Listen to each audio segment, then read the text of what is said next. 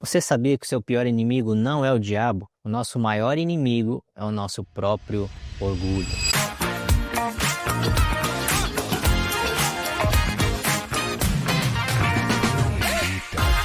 Antes de mais nada, eu queria pedir sua ajuda, você que está assistindo esse vídeo, se você pudesse deixar o seu like aí, compartilhar esse conteúdo com mais gente. Dessa forma você consegue abençoar a vida de alguém, compartilhando esse conteúdo e agregando um conhecimento da palavra de Deus para que a gente possa viver de uma forma mais abundante. Vamos para o conteúdo. Se a gente volta lá para o início da Bíblia Sagrada, Gênesis 1 e 2, a gente vê a origem de tudo, né? Isso que a palavra Gênesis quer dizer, a origem das coisas. E quando a gente olha para a situação do mundo hoje, muita coisa respondida lá em Gênesis 1 e 2 e 3. Qual que é a origem dos nossos pecados? Todos os pecados eles têm origem numa única palavra, chamada-se orgulho, e que isso reflete diretamente na nossa vaidade. Como é que foi a forma como o pecado entrou no mundo? A serpente chegou sorrateiramente diante de Adão e Eva e apelou diretamente ao orgulho deles. Quais foram as palavras que a serpente falou? Olha, foi isso mesmo que Deus disse? Certamente não é isso, não é bem isso que Deus falou. Porque se vocês comerem do fruto do conhecimento do bem e do mal, vocês podem ser igual a Deus. É nesse sentido que a gente vê hoje a origem do orgulho, a origem da nossa vaidade refletir em toda a sociedade. Seres humanos, homens e mulheres que querem ser igual a Deus. Lá em Eclesiastes capítulo 1, versículos 2 ao 5, a palavra de Deus nos diz o seguinte: vaidade de vaidade, diz o pregador. Vaidade de vaidade, tudo é vaidade. Que proveito tem um homem de todo o seu trabalho com que se afadiga debaixo do sol? Geração vai, geração vem, mas a terra permanece para sempre. Quando a gente está falando sobre vaidade, sobre o orgulho do ser humano, a gente está falando sobre as coisas passageiras. E um versículo que complementa muito bem essa passagem que nós lemos está lá em Tiago 4, versículo 14, que é a vossa vida. Sois um vapor que aparece por um pouco e logo se desvanece. Eu gosto da versão que fala que a nossa vida é como uma neblina que logo se dissipa.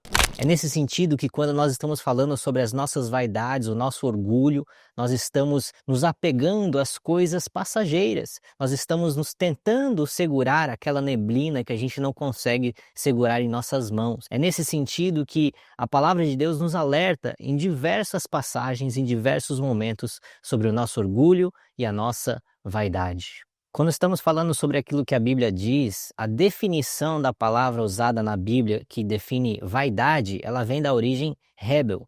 E hebel quer dizer das coisas passageiras, a fumaça, essa neblina, esse vapor que não tem substância. É nesse sentido que quando nós estamos falando sobre o nosso inimigo, o nosso orgulho, a nossa própria vaidade, nós estamos falando sobre tentar segurar uma neblina e um vapor que brevemente vai se dissipar. O foco excessivo nas coisas passageiras é a nossa vaidade. E essa vaidade, ela vai nos levando à nossa soberba. E a própria palavra de Deus nos diz em Provérbios 16, versículo 18, que a soberba precede a ruína e a altivez do espírito precede a queda. Quando nós estamos vivendo uma vida vaidosa, nós estamos nos colocando como Deus. Nós estamos tentando ter o controle de coisas que nós não temos acesso, nós não temos controle sobre. Nós estamos tentando ser maior do que nós somos.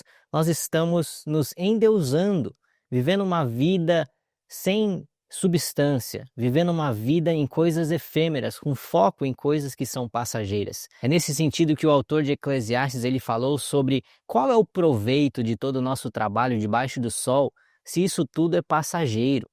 Se você parar para pensar numa analogia, nós estamos acumulando tesouros aqui na terra que eventualmente serão corroídos pela traça.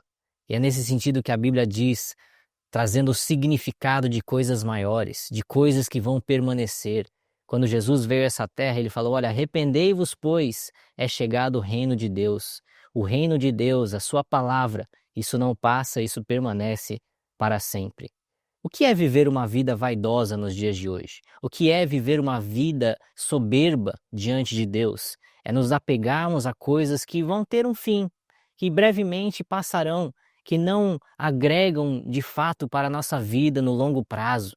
É nesse sentido que o nosso imediatismo, onde nós estamos olhando somente para o curto prazo, nos leva a viver uma vida soberba e vaidosa diante do nosso Deus.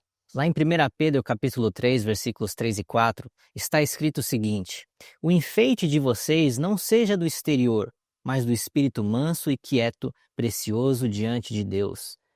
Isso é uma analogia e muitas vezes a gente se pega somente em cima desse versículo que a Bíblia diz. O que é que a Bíblia está de fato dizendo nesse versículo? Ele está falando o seguinte: olha, vocês podem ter a beleza de vocês no exterior, vocês podem se adornar, vocês podem se cuidar exteriormente, mas que a beleza de vocês seja infinitamente maior dentro de vocês, no espírito e na alma de vocês, porque é isso que vai permanecer para sempre. Porque eventualmente a nossa carne, aquilo que é visível aos nossos olhos físicos, isso vai passar. E nós não teremos isso para sempre. Então é de pouco proveito nós cuidarmos somente do nosso exterior, mas quando nós temos a nossa beleza firmada no nosso interior, isso sim é sustentável, isso sim tem substância diante de Deus, e é isso que é de fato importante para todos nós. Então aquilo que nós vemos no nosso exterior deve na verdade refletir algo muito maior dentro de nós, na nossa alma, no nosso espírito e no centro do nosso ser. Para descrever a nossa vaidade, o nosso orgulho, nós temos um termo muito interessante chamado narcisismo. Mas de onde vem essa palavra? Essa palavra vem da mitologia grega, onde nós tínhamos um rapaz chamado Narciso, e ele se apaixonou pela sua própria imagem que ele via num lago. Existem duas versões dessa mitologia grega, e aquela que eu achei mais interessante é a versão que diz o seguinte: Narciso, que deu origem à palavra narcisismo, Narciso ficou tão apaixonado com o seu próprio reflexo na água que ele foi chegando cada vez mais perto, eventualmente ele caiu dentro da água e se afogou. Então isso fala sobre a efemeridade, sobre nós queremos ser tão belos e tão perfeitos que nós nos apaixonamos por nós mesmos. E é nesse sentido que a Bíblia fala sobre aquilo que é efêmero. Quando nós olhamos para a nossa própria vida, uma autoanálise que a Bíblia está constantemente nos chamando a fazer, nós realizamos que, na verdade, nós não somos nada. Aliás, o que a Bíblia fala sobre nós? Nós somos pó e ao pó voltaremos. Quando nós estamos vivendo uma vida soberba, uma vida vaidosa diante de Deus, nós entramos no mesmo pecado que Narciso cometeu, no narcisismo, de estarmos tão apaixonados pela nossa própria imagem que isso impede que a gente reconheça os nossos próprios erros e a gente viva uma vida em arrependimento diante do nosso Senhor. Impede que a gente perceba o quão efêmero é a nossa vida, o quanto que a nossa vida é de fato essa neblina, esse vapor que logo se dissipa. E nós vivemos uma vida como se nós fôssemos perfeitos e no mesmo erro que Adão e Eva cometeu, que nós tentamos ser os nossos próprios deuses. Quais são os 3 filhos da vaidade? Eu vou levantar pelo menos 3, com certeza tem outros. Mas quais são as consequências em viver uma vida vaidosa? Quais são os 3 filhos da vaidade? É a idolatria, o orgulho e o egoísmo. Idolatria é qualquer coisa que toma o primeiro lugar no nosso coração acima de Deus. Se Deus não é a coisa mais importante na nossa vida, nós estamos vivendo uma vida de idolatria. Isso inclui a nós mesmos. Se nós amamos a nós mesmos acima de Deus, nós já quebramos diretamente o primeiro mandamento, onde a Bíblia Sagrada nos diz: amarás o Senhor teu Deus acima de todas as outras coisas, inclusive a nós mesmos. Aliás, tem um termo recente que eu falei que se chama egolatria. A idolatria do próprio ego, que tem tudo a ver com aquilo que nós estamos falando aqui nesse vídeo. O orgulho, a soberba, ele precede a queda. Talvez você esteja vendo esse vídeo e fale: eu não sou orgulhoso, eu não sou soberbo. Vou trazer um exemplo prático para você. Qual foi a última vez que você pediu desculpa para alguém? Se você já conseguiu vencer essa etapa de pedir desculpa para alguém, quando você fez esse pedido de desculpa, aquilo não sentiu como a própria morte dentro de você? Será que talvez esse pedido de desculpa não foi da boca para fora e por dentro você estava falando: eu só vou pedir desculpa para fazer as pazes aqui, mas na verdade não estou errado, quem está errado é essa pessoa? Então isso é o nosso orgulho, é a nossa soberba e uma vida vaidosa. E por último, o egoísmo. Será que nós temos vivido uma vida vaidosa que tem levado a gente consequentemente ter esses 3 filhos da vaidade? Será que nós temos vivido uma vida de idolatria, uma vida soberba, uma vida egoísta? A palavra de Deus nos diz em Tiago, capítulo 4, versículo 6, que Deus resiste aos soberbos, mas dá graça aos humildes. E é nesse sentido que quando a gente olha para o pecado da vaidade, para o pecado do nosso próprio orgulho, da idolatria, da soberba e tudo mais, a gente entende que isso é um conceito completamente central no Evangelho e, na verdade, é a origem de todos os outros pecados que nós cometemos aqui na Terra.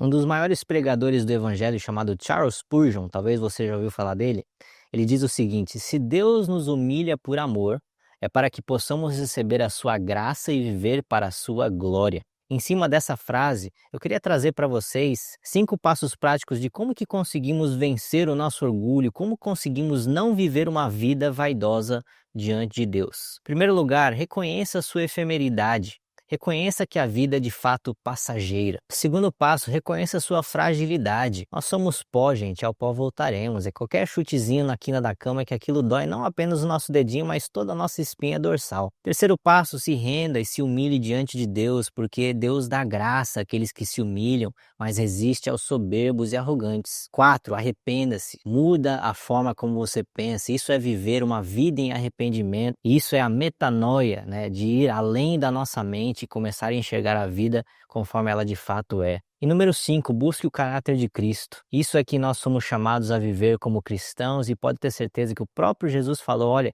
aprendei de mim que sou humilde e manso de coração. E aqueles que estão sendo moldados conforme o caráter de Cristo certamente não estão mais vivendo uma vida na vaidade e uma vida arrogante ou soberba. Tudo que você constrói longe de Deus é como um castelo de areia. Na primeira onda aquilo desmorona. A vaidade esvazia, mas o espírito enche. Onde você tem investido a sua vida? No vapor ou no eterno? Será que nós temos vivido a nossa vida focado somente naquilo que é visível com os nossos olhos? Ou nós temos percebido a realidade espiritual em que nós vivemos? Nós temos vivido uma vida humilde diante de Deus, em arrependimento e focado naquilo que é eterno e não aquilo que é passageiro. Se esse vídeo falou com você, comenta aqui embaixo: eu quero viver na eternidade. Eu quero investir naquilo que é invisível, porque é isso, gente, que permanece. Se nós estamos vivendo somente com aquilo que nós conseguimos enxergar com os nossos olhos, a nossa vida vai continuar sendo essa neblina que logo se dissipa. E Deus nos alerta em diversos momentos para que a gente não viva na vaidade, para que a gente não viva na soberba e para que a gente não viva uma vida egoísta que só foca no nosso próprio umbigo, mas que a gente viva para o reino de Deus, que é invisível, mas é completamente eterno e predomina sobre todas as outras coisas. Que Deus abençoe vocês, espero que esse vídeo tenha agregado e edificado a sua vida e até a próxima.